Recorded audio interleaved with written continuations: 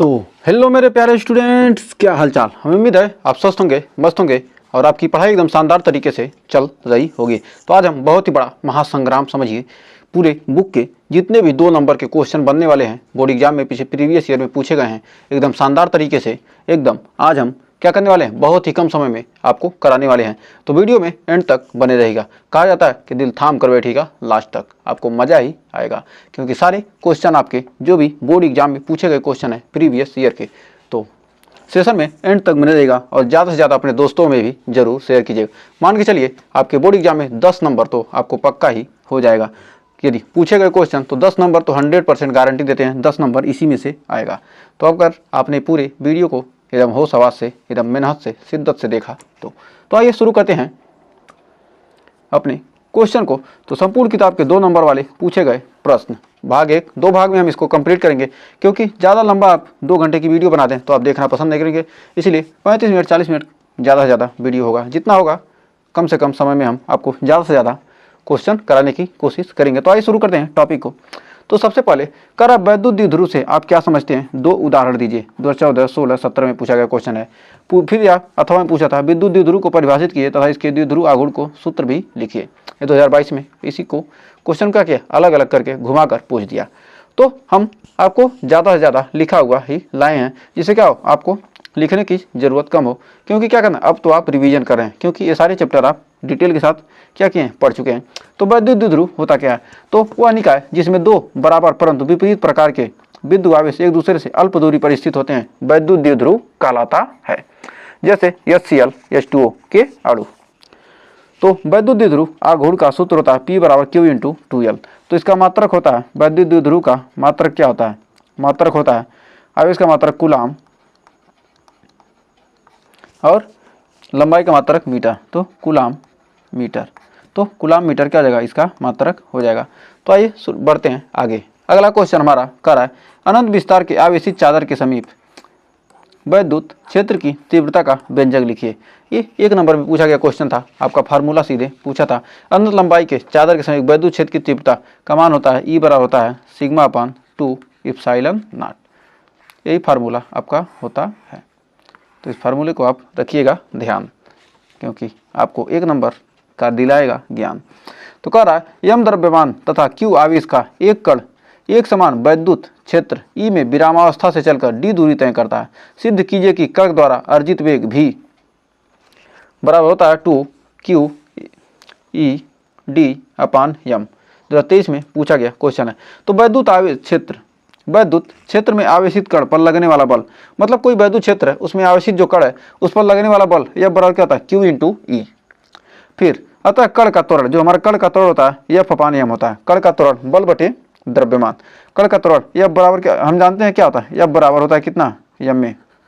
F बराबर होता है m में, F बराबर m में। तो यदि ये बराबर निकालना हो तो क्या लिखेंगे, F बटे m ही तो लिखेंगे। तो हमारे कण का त्वरण, तो कण क्या m द्रव्यमान Q आवेश का एक समान त्वरण क्या वैद्युत क्षेत्र में विरामावस्था से चलकर क्या था d दूरी तय करता है। तो मतलब उस पर कुछ बल लगा होगा तभी तो क्या होगा, विरामावस्था से चला। तो F बराबर क्या होता है m में, तो ये बराबर क्या जाएगा F बटे m।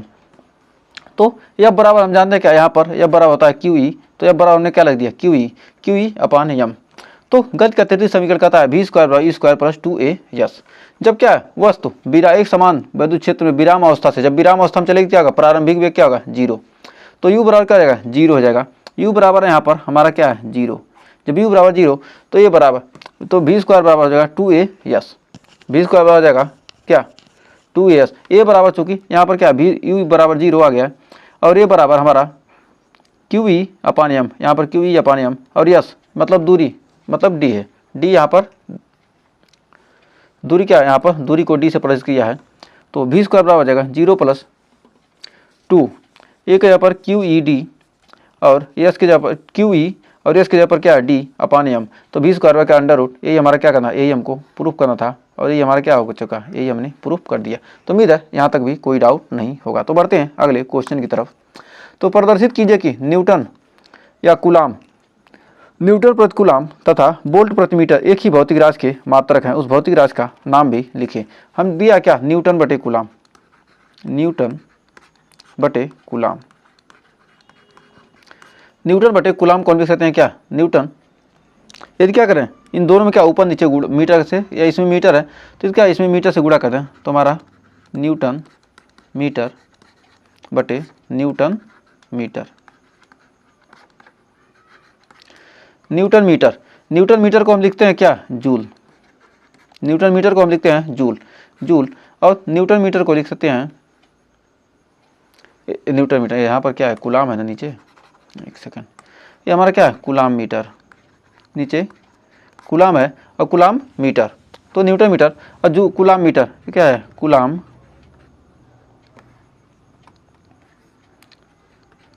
Coulomb metre. जूल बटे कूलाम, जूल बटे कूलाम को हम लिख सकते हैं क्या, बोल्ट। जूल बटे कूलाम को लिखते हैं बोल्ट, और नीचे मीटर है, ये है, नीचे मीटर है ही।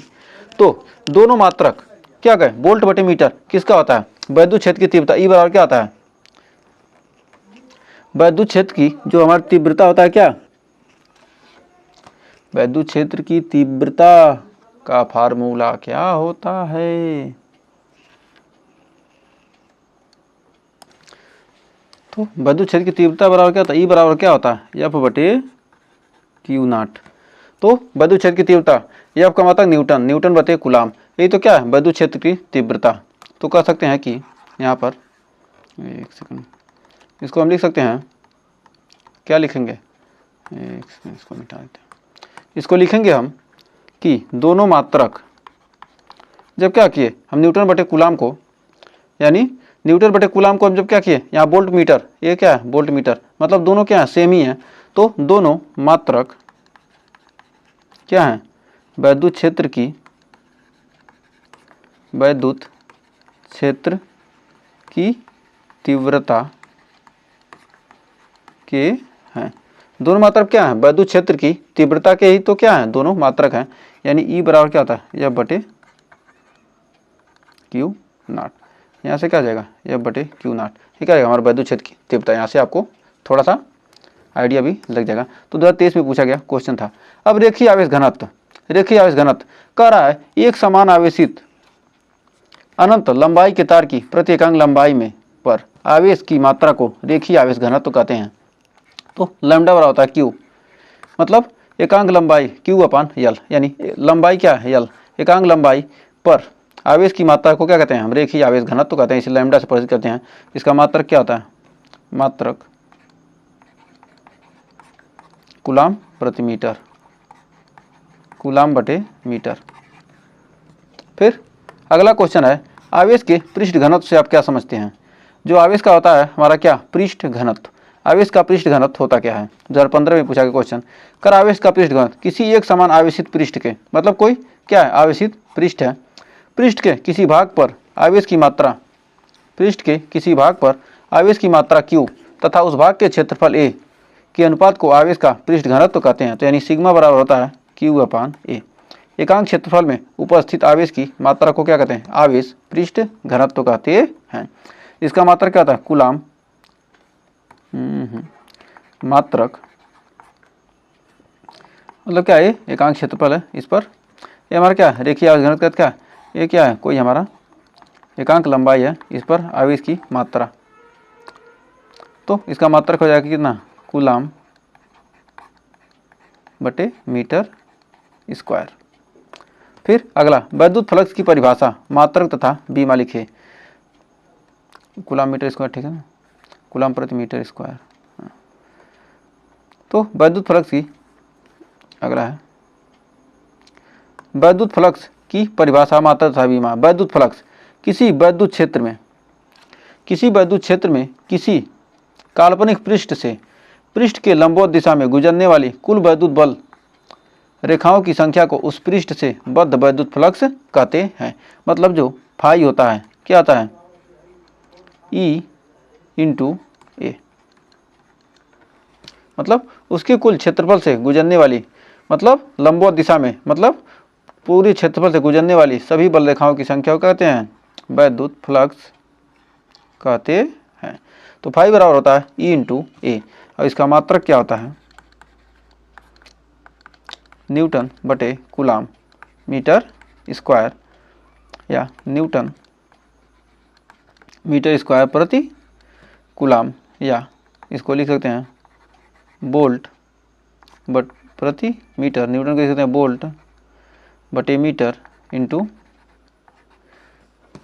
कूलाम, वोल्ट बटे मीटर,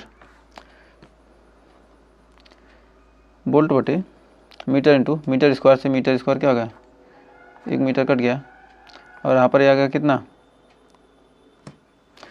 न्यूटन प्रति कूलाम को क्या लिखेंगे वोल्ट मीटर। अभी वहाँ पर हमने चेंज किया है तो आपने देखा हीगा, तो आ जाएगा कितना वोल्ट मीटर। तो वोल्ट मीटर भी इसका आंसर आ जाएगा। तो फ्लक्स का फाई का से इसकी क्या कहते हैं, प्रदर्शित करते हैं फाई ई। फिर आगे बढ़ते हैं आगे, इसकी बीमा देखते हैं। तो बीमा हमारी हो जाएगी बीमा हमारा क्या है, न्यूटन है तो न्यूटन का हो जाएगा M L T minus 2 M L T minus 2 बटे आवेश का क्या हो जाएगा टी ए टी, तो इंटू क्या हो जाएगा, यहाँ पर मीटर स्क्वायर है, साइड में क्या है मीटर स्क्वायर है, तो क्या हो जाएगा एल स्क्वायर। ये क्या है यहाँ पर मीटर स्क्वायर है, न्यूटन कूलाम मीटर स्क्वायर है, क्या होगा मीटर स्क्वायर का क्या हो जाएगा,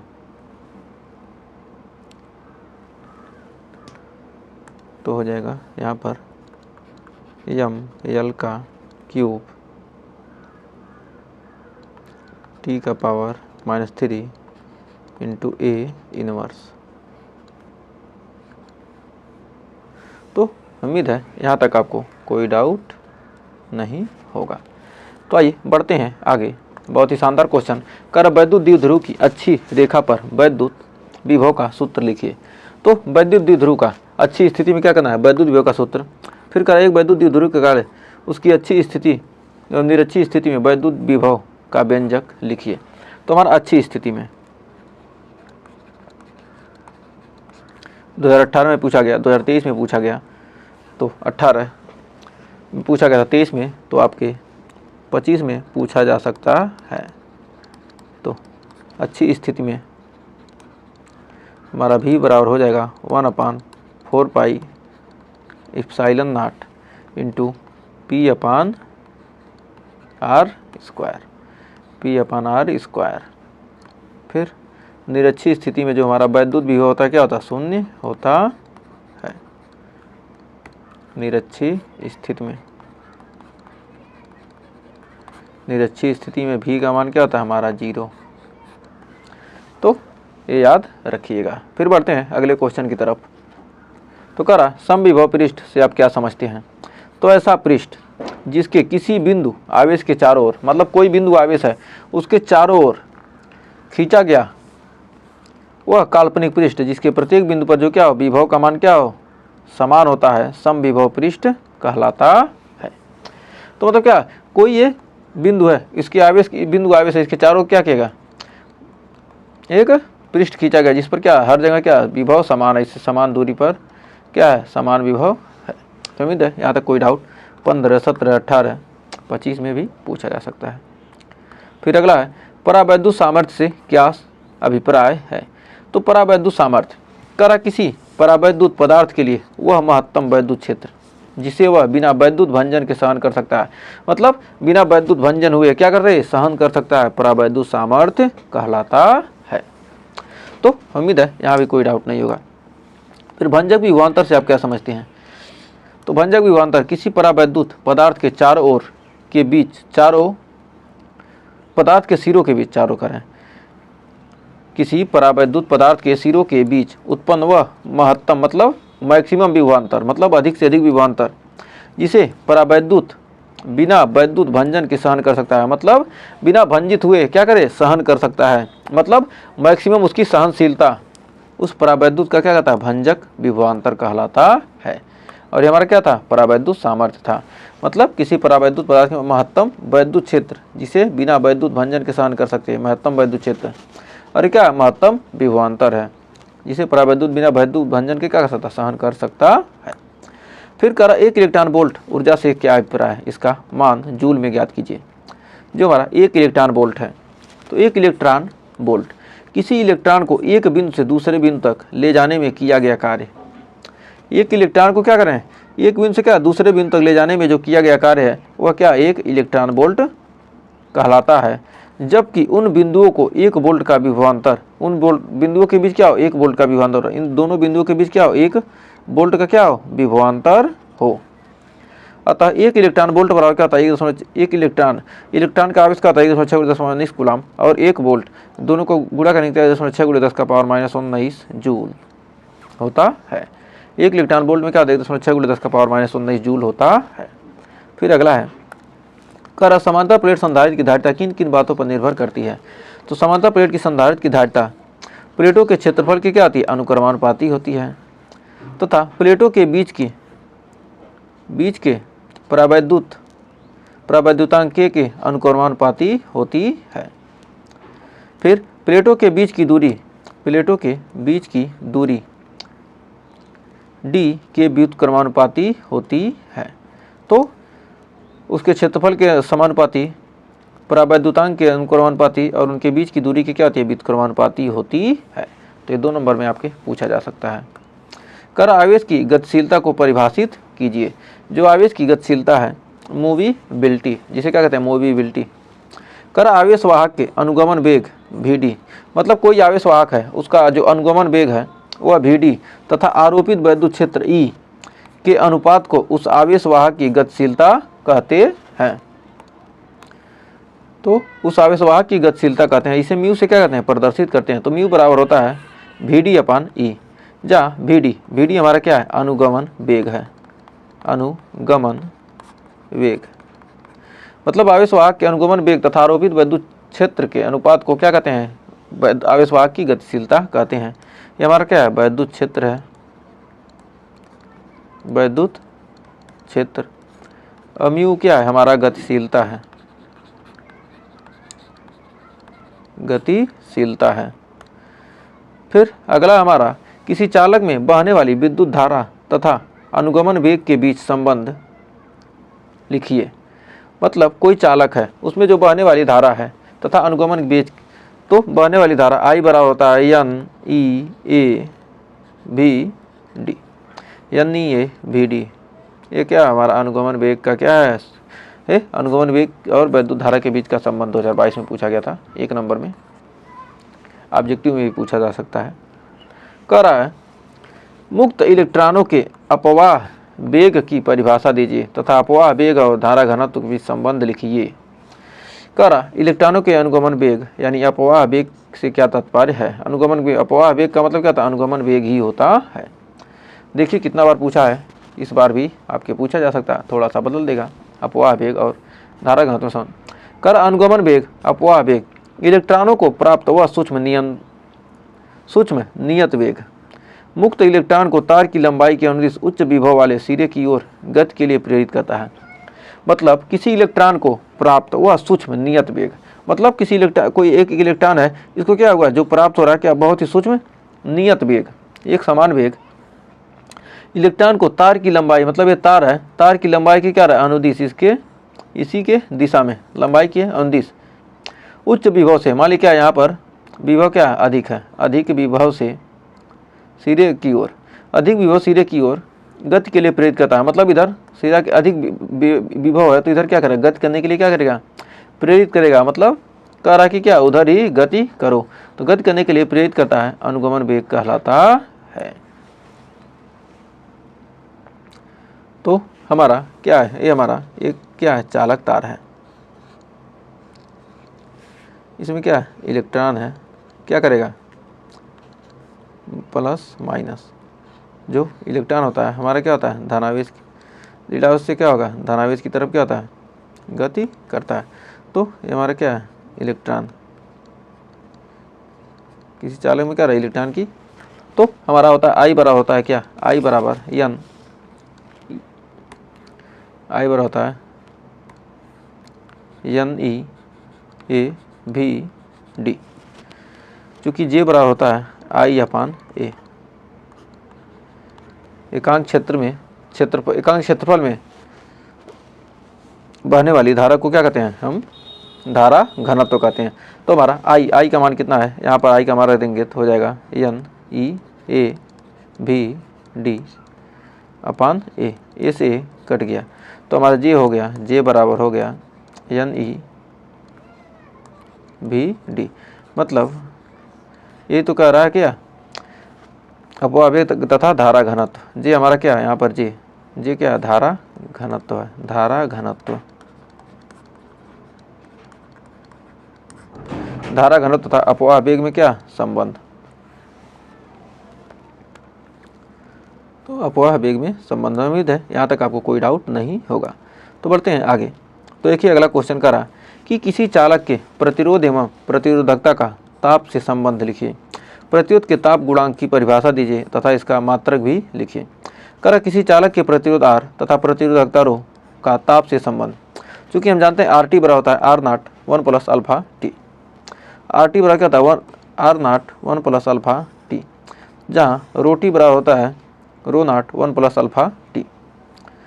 तो यदि हमको क्या करना, अल्फा का, जहाँ अल्फा प्रतिरोध गुणांक है, तो कह रहा क्या प्रतिरोधकता का ताप गुणांक से संबंध क्या, प्रतिरोध तथा एवं प्रतिरोधकता का ताप गुणांक से प्रतिरोधों के ताप गुणांक की परिभाषा लिखिए। तो यहाँ पर हम जानते हैं कि हो जाएगा, एक सेकेंड इसको लिख सकते हैं, इससे हम यहाँ पर हो जाएगा RT बराबर क्या होता है R0 1 + अल्फा T। तो हो जाएगा RT माइनस R0 बराबर हो जाएगा 1 + अल्फा T। तो हो जाएगा, एक सेकेंड इसको लिख सकते हैं RT बराबर R0 + R0 अल्फा T। तो हो जाएगा RT माइनस R0 बराबर R0 अल्फा T। तो हमारा अल्फा बराबर हो जाएगा RT माइनस R0 अपान R0 T।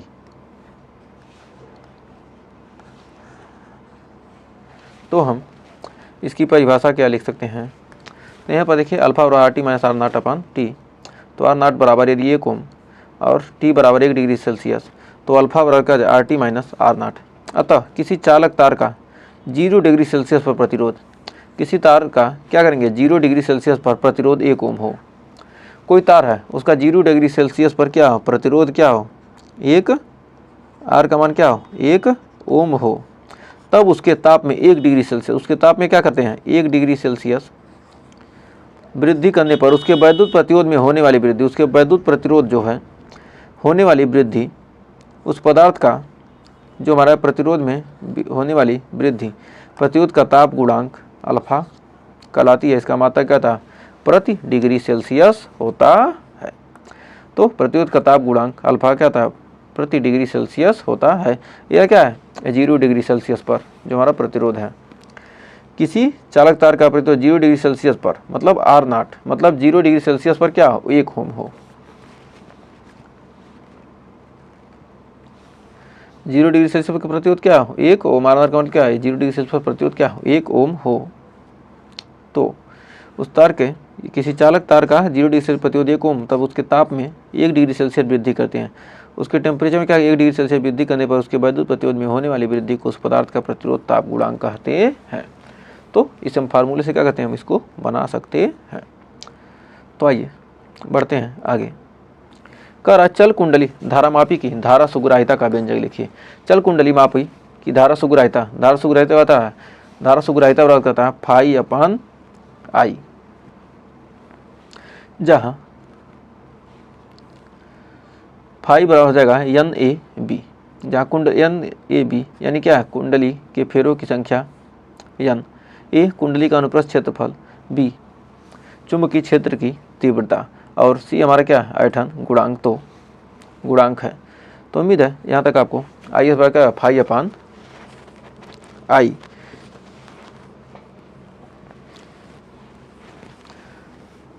होता है। तो उम्मीद है यहाँ तक आपको कोई डाउट नहीं होता। ये बढ़ते हैं आगे। कह रहा है शंट से आप क्या समझते हैं, इसका एक अनुप्रयोग लिखिए। तो शंट से आप क्या समझते हैं, शंट एक निम्न प्रतिरोध का क्या है तार होता है, जिसका उपयोग कहाँ किया जाता है चल कुंडली धारामापी में अमीटर को क्या करते हैं, धारामापी को किस में, अमीटर में परिवर्तित करने के लिए किया जाता है। तो 2 नंबर में आपके आसानी से दिला सकता है। शंट एक क्या, निम्न प्रतिरोध का तार होता है। इसका उपयोग क्या कहते हैं, चल कुंडली धारामापी को क्या करना, अमीटर में परिवर्तित करने में किया जाता है। तो इतना सिंपल सा क्वेश्चन है। तो आइए बढ़ते हैं आगे। कह रहा एक हेनरी स्वप्रेरण गुणांक की परिभाषा लिखिए। स्वप्रेरण गुणांक L बराबर होता है E upon delta I upon delta T. तो delta I upon delta T का मान क्या कर दें, यदि 1 एम्पियर पर सेकंड, ई का मान 1 वोल्ट, एल का मान 1 हेनरी, तो कह सकते हैं यदि किसी कुंडली में धारा परिवर्तन की दर 1 एम्पियर पर सेकंड हो, धारा परिवर्तन की दर 1 एम्पियर पर सेकंड होने पर कुंडली में जो प्रेरित वैद्युत वाहक बल का मान यदि 1 वोल्ट हो तो कुंडली का स्वप्रेरण गुणांक 1 हेनरी होगा। तो उम्मीद है यहाँ तक कोई डाउट नहीं होगा। फिर कर रहा है अन्योन्य प्रेरण गुणांक की परिभाषा एवं मात्रक दीजिए तथा एक व्यवहारिक उदाहरण भी दीजिए। तो अन्योन्य प्रेरण गुणांक जो हमारा होता है, अन्योन्य प्रेरकत्व, 2 कुंडलियों के बीच अन्योन्य प्रेरण गुणांक द्वितीय कुंडली में प्रेरित विद्युत वाहक बल के बराबर होता है। जो जब 2 कुंडलियों के बीच क्या हो, अन्योन्य प्रेरण गुणांक होता है, द्वितीय कुंडली में प्रेरित विद्युत वाहक बल के क्या होता है, बराबर होता है। जबकि प्राथमिक कुंडली में धारा एकांक दर से परिवर्तित हो रही हो, मतलब प्राइमरी कुंडली में क्या हो, धारा क्या हो, एकांक दर से क्या हो, प्रवाहित हो रही हो। तो इसका मात्रक क्या होता है, 1 हेनरी होता है। तो अन्योन्य प्रेरक का उदाहरण ट्रांसफार्मर है। जो अन्योन्य प्रेरक का उदाहरण क्या है, हमारा ट्रांसफार्मर है। तो आइए बढ़ते हैं आगे। चूंकि हम जानते हैं यम बराबर होता है क्या, E2 अपान, इसमें पूछा क्या है कि परिभाषित तथा एक व्यवहारिक उदाहरण भी दीजिए।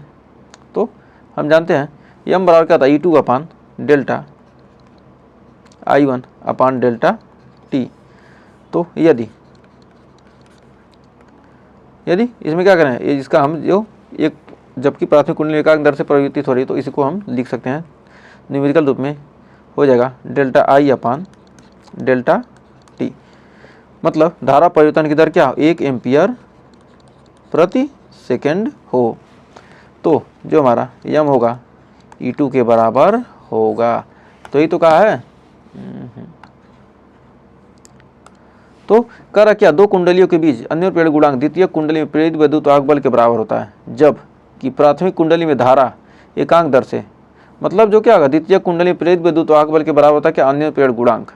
जो अन्योन्य प्रेरण गुणांक है ये क्या है, हमारा अन्योन्य प्रेरण गुणांक द्वितीय कुंडली में प्रवाहित विद्युत वाहक बल के बराबर होता है। कुंडली में प्रेरित विद्युत वाहक बल अन्योन्य प्रेरण गुणांक जो है हमारा क्या है, दूसरी कुंडली में उत्पन्न वैद्युत वाहक बल के क्या होता है, प्रेरित विद्युत वाहक बल के बराबर होता है। यदि क्या हो, धारा प्रवाह की दर क्या हो, 1 एम्पियर प्रति सेकंड हो, धारा परिवर्तन की दर क्या हो, 1 एम्पियर प्रति सेकंड हो। तो यही चीज़ वहाँ पर कह रहा था। अगला है हमारा ट्रांसफार्मर। ट्रांसफार्मर का सिद्धांत क्या होता है।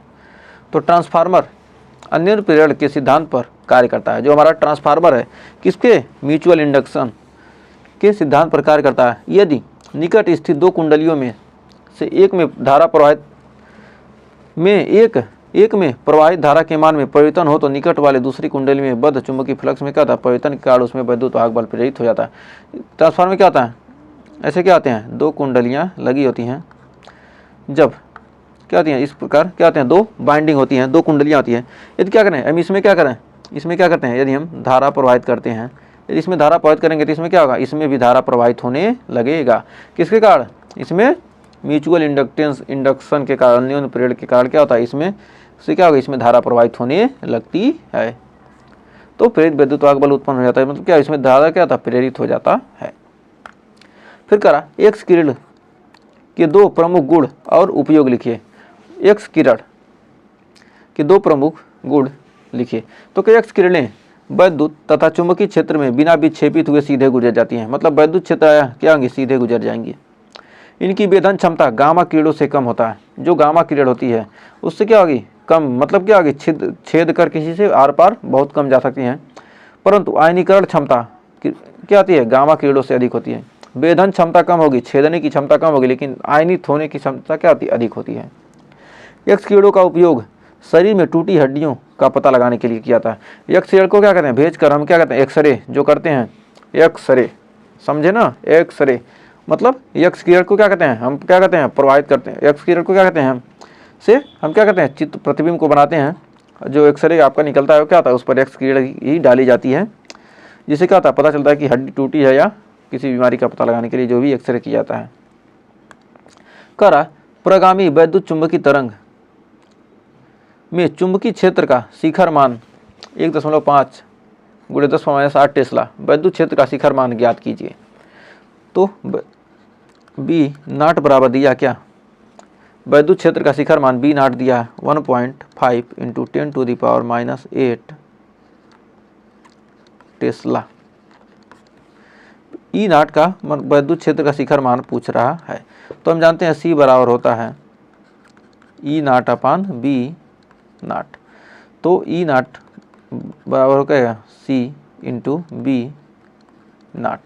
सी का मान 3 × 10⁻8 मीटर पर सेकंड, 3 × 10⁻⁸ मीटर पर सेकंड इंटू -8 कर रहे हैं, 3 × 10⁸ मीटर पर सेकंड इंटू 1.5 × 10⁻⁻8। -8 से +8 क्या हो गया, कैंसिल हो गया, 15 × 3 = 45, यानी 4.5 न्यूटन प्रति कूलाम। ये क्या हो गया हमारा वैद्युत क्षेत्र का शिखर मान यानी ई नॉट का मान निकल कर आ गया। तो उम्मीद है यहाँ तक कोई डाउट नहीं होगा। फिर अगला क्वेश्चन देखिए, आज का हमारा लास्ट क्वेश्चन है और इसके बाद हम पढ़ेंगे दूसरे पार्ट में आगे के क्वेश्चन। तो क्योंकि ज़्यादा लंबा वीडियो होगा तो आप ही देखना पसंद नहीं करेंगे, कहेंगे कितना लंबा है, तो थोड़ा थोड़ा रहेगा, 2 दिन में आप आसानी से इसको कवर कर सकते हैं। तो गामा किरणों के 4 प्रमुख गुण लिखिए। गामा तथा पराबैंगनी किरणों में से तरंग दैर्घ्य किसकी सबसे अधिक होती है।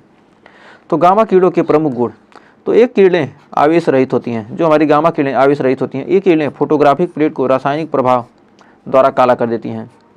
फिर इन किरणों की भेदन क्षमता क्या होती है, बहुत ही ज़्यादा होती है। और ये किरणें प्रतिदीप्त तथा स्फुरदीप्त मतलब क्या होती हैं, चमक उत्पन्न करती हैं और प्रकाश भी। गामा तथा पराबैंगनी किरणों में पराबैंगनी किरणों की तरंग दैर्घ्य क्या होती है, सबसे अधिक होती है। तो किसकी, पराबैंगनी किरण की क्या होती है, तरंग दैर्घ्य सबसे अधिक होती है। तो अगर आपने यहाँ तक वीडियो को देखा है तो हमें लगता है कि आप बोर्ड एग्जाम में ज़रूर टॉप करना चाहते हैं। तो आपने यहाँ तक वीडियो देखा तो आपका बहुत बहुत धन्यवाद। अगर सेशन अच्छा लगा हो और हमारी मेहनत में अगर आपको लगता है कि हमने कुछ मेहनत किया है तो वीडियो को लाइक शेयर जरूर कीजिएगा ज़्यादा से ज़्यादा, और चैनल पर पहली वीडियो के चैनल को सब्सक्राइब जरूर कीजिएगा। तो इसका दूसरा पार्ट हम लेकर मिलेंगे अगले वीडियो में, क्योंकि दूसरा पार्ट इसका तैयार है। बस वीडियो की क्या इसके जो भी क्या है देखिए, इसमें बहुत सारे क्या है, ये सारे क्वेश्चन क्या है आपके तैयार हैं, बस इनको क्या करना है, आपको पढ़ाना है। तो लगभग आधे घंटे का समय, कम से कम आधे घंटे का तो समय तो लगेगा ही, आधे घंटे से अधिक, लगभग इसमें भी आपके आधे घंटे से अधिक ही लग गए हैं। तो अगर सेशन अच्छा लगा तो वीडियो को लाइक शेयर कीजिएगा। मिलेंगे नेक्स्ट वीडियो में, तब तक के लिए टेक केयर।